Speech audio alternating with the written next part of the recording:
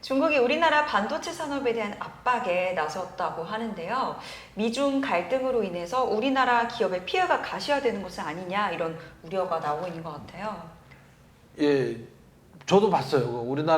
중국이 우리나라 반도체 산업에 대해서 압박에 나섰다는 기사가 요즘 여러 개 떴던데, 이제 원산지 점검도 하고, 통관 검사 강화 조치도 하고, 심지어 이제 우리 기업의 중국 수출 계약이 취소 사례까지 등장했다고 합니다.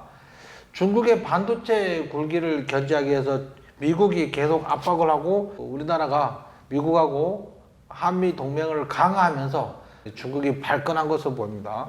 중국 기업은 이제 중국 당국도 그렇고 지방 정부도 그렇고 외국산 반도체 사용 여부에 대해서 이제 전수조사를 한다고 하고요.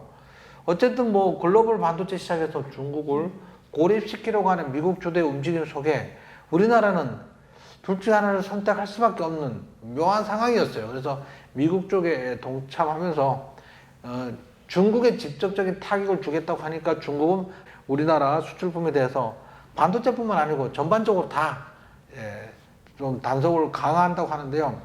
우리 이제 사드 보복 때 경험을 했어요. 그때 사실 어마어마했거든요. 이미 한번 경험을 했으니까 그나마 좀 덜 두려운 거죠. 하지만 고통스러운 건 마찬가지일 수 있습니다.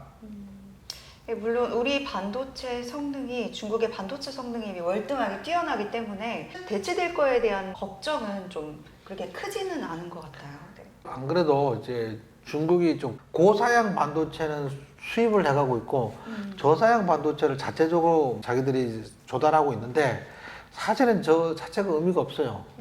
왜냐면 고사양 배터리가 없으면 완성품이 제대로 그 제품의 성능이 떨어지니까. 네. 그 다음에 지금 메모리 반도체가 저기서 말하는 게 주로 시스템 반도체가 아니고 메모리 반도체를 주로 얘기하는 건데 메모리 반도체 분야에서 지금 가격이 너무 많이 떨어져서 1분기에 삼성전자가 반도체 분야에서 4조 적자래요. 물론 스마트폰을 많이 팔아서 적자를 커버하긴 했는데 2분기도 그 정도 예상이 된다고 하는 거예요. 지금 이 조치가 사실은 단기적으로 당장은 중국의 조치가 영향은 크지 않을 것으로 예상됩니다. 근데 어쨌든 시간이 길어지면 이제 영향을 받을 수밖에 없지 않을까요?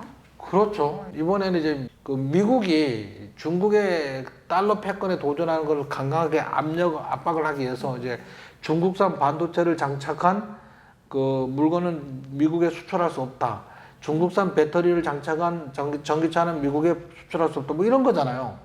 그 패권 전쟁의 중간에 끼었는데 사실은 이게 좀 고민을 좀 해볼 필요가 있어요. 중국 편을 드느냐, 미국 편을 드느냐, 중간에서 태도를 애매모호하게 불분명하게 있느냐, 뭐 이런 얘기잖아요.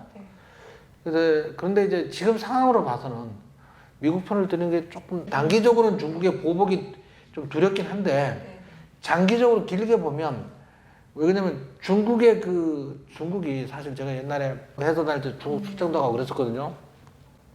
옛날에 우리나라 기업들 자기 유치할 때 2000년대 초반, 90년대 말 초반에 그 당시 중국은 무조건 중국 기업과 그 외국 기업의 지분을 50대 50으로 해서 합자법인을 설립하게 만들고 나서 이제 투자금이 막 들어오잖아요. 손을 못 뺄 정도 되면 그때부터 막 전기를 끊고 막 압박을 가하는 거야. 기술 이전하라고. 나쁜 짓 많이 했어요, 사실은 중국이. 악랄하게 했어. 기술을 막 뺏어가기 위해서. 그 모든 나라들도 지금 막 중국에 다 철수하고 우리나라도 막 철수하고 막 그러고 있잖아요. 그런 상태니까 이제 더군다나 달러 패권에 도전하고 그러니까 미국에서 이번에 길을 들이겠다 뭐 이런 거니까 장기적으로 보면 사실 좀 필요합니다. 저는 그렇게 생각해요. 근데 이제 개인차가 있으니까. 그렇죠.